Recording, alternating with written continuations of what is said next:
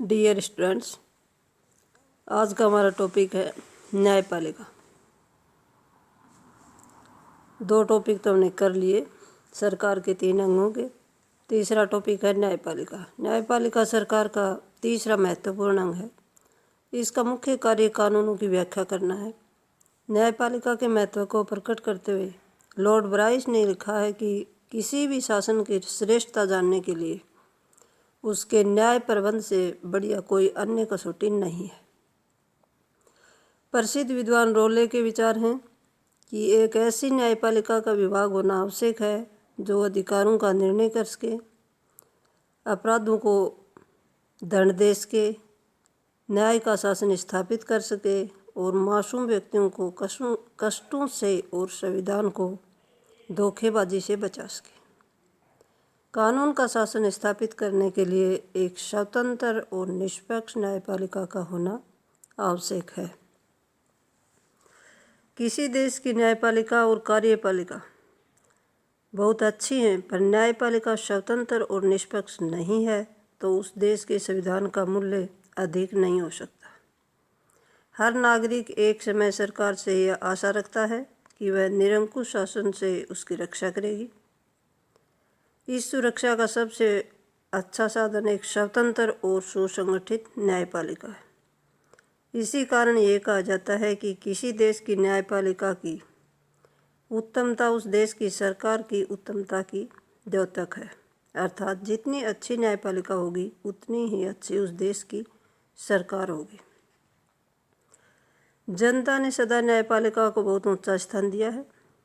उसका प्रमाण यह है कि न्याय कार्य को सदा ही बहुत पवित्र और दैवीय कार्य माना जाता है।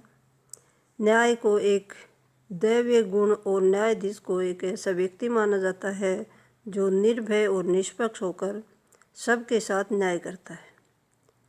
प्राचीन समय में न्यायाधीश के कार्य को धर्माध्यक्ष या पुरोहित के कार्य का अंग माना जाता था। जनता की नज़र में न्यायपालिका का वह बहुत अधिक महत्व होने के बावजूद इसका विकास बहुत धीरे धीरे हुआ है। शुरू से जो न्याय प्रचलित था वह न्याय की एक कबायली धारणा थी। उसमें इस प्रकार का कोई अंतर नहीं जान पड़ता था कि अपराधी व्यक्ति को दंड मिला या नहीं मिला। यदि अपराधी कबीले को दंड दिया जाता था तो ये समझा जाता था कि न्याय का उद्देश्य पूरा हो गया है। अधिकांश अपराधों पर जो दंड दिया जाता था वह अपराध के अनुपात से बहुत अधिक होता था। इसलिए जब जैसे को तैसा के अनुसार न पातुला प्रतिकार लेने की भावना का श्री गणेश हुआ, तब न्याय की धारणा में निश्चित प्रगति हुई। कुछ समय बाद ये विचार पैदा हुआ कि अपराधी को शारीरिक क्षति पहुंचाने के स्थान पर जुर्माना कर वसूलना जरूरी है। उस समय न्याय की धारणा व्यक्तिगत और निजी थी।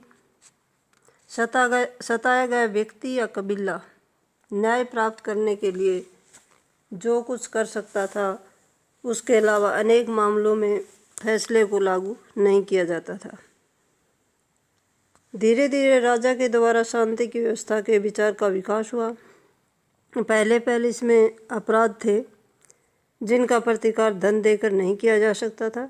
कुछ समय बाद चोरी और उससे मिलते जुलते अपराध भी राज्य शक्ति में आ गए। बहुत समय तक सामंत और धर्मसंघ अपनी न्याय व्यवस्था चलाते रहे और एक लंबे संघर्ष के बाद ही उन्होंने धीरे धीरे राज न्याय को स्वीकार किया। स्वतंत्र न्यायपालिका की सबसे बड़ी शत्रु सर्वशक्तिमान कार्यपालिका रही है। ब्रिटेन में प्रथम 2 स्टुअर्ट राजाओं के समय में न्यायपालिका को कार्यपालिका के अधीन करने की कोशिश की। उस समय के कुछ न्यायाधीश भी इस अपवित्र काम में शामिल रहे। दूसरे शब्दों में इन्हें कार्यपालिका के हाथों का खिलौना होना था। ब्रिटेन के एक एक्ट शार्लमेन ने अंतिम रूप से उस देश की न्यायपालिका को कार्यपालिका से स्वतंत्र कर दिया। इस एक्ट के अनुसार संसद के दोनों सदनों की मांग पर ही न्यायाधीशों को उनके पदों से हटाया जा सकता था। लोकतांत्रिक राज्य में स्वतंत्र न्यायपालिका का महत्व है और भी अधिक बढ़ जाता है। भारत, ब्रिटेन और अमेरिका में स्वतंत्र और निष्पक्ष न्यायपालिका ही संविधान की रक्षक बनी हुई है। भारत में चाहे अवैध कब्जे हटाने की बात हो या प्रदूषण को रोकने की बात हो, न्यायपालिका के हस्तक्षेप या क्रियाशीलता के कारण सब कुछ हुआ है। अमेरिका में तो संविधान वह सब कुछ है जो न्यायाधीश उसे बनाना चाहते हैं। भारत में यदि अपराधी या राजनीतिक अपराधी, चाहे वह चारा घोटाला हो या 2G स्टंप या JBT टीचर भर्ती घोटाला, यदि जेल में है तो केवल और केवल स्वतंत्र और निष्पक्ष न्यायपालिका की वजह से ही सजा हो पाई है। Thank you.